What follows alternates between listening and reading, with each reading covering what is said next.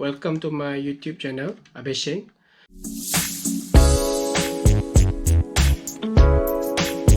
Kepada yang baru singgah ke channel saya, jangan lupa klik like, subscribe dan tekan notification. Aku nak berkongsi dengan korang, aku nak buat sikit hack lah tentang smart tag ni. Smart tag yang baru ni memang dia cepat sangat habis bateri. Apa yang aku nak buat, aku dah beli satu barang ni. So dia adalah 9 volt dan dari USB lah. So yang ni dia boleh convert lah daripada 5 volt kepada 9 volt. Dan bila kita cucuk tu dia akan nyala lah. Cuma dia punya problem dia sekarang, macam mana aku nak place dia dekat sini lah. Lubang yang aku buat tadi ni nanti sekejap lagi aku tebuk. So nanti dia akan pergi ke sini dan cabling dia macam ni lah.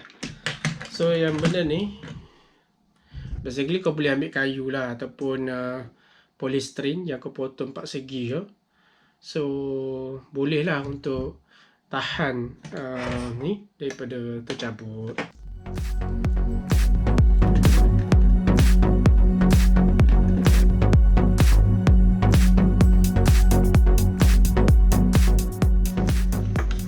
Ngam kan, betul-betul ngam.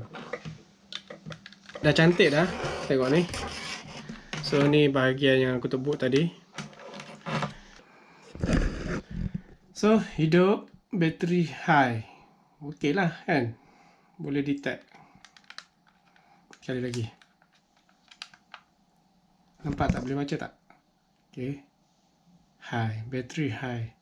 So dengan cucuk ke kabel tu je dia dah boleh detect. Boleh pasang dekat kereta. Jom kita pergi kat kereta pula.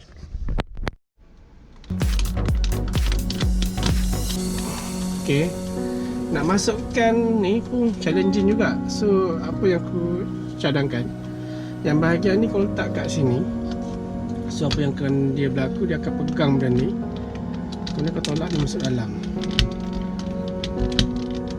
Dah, dia ketat, dia pegang dah. So, settle. Okay, setakat tu dulu. Kita jumpa lagi dalam next episode.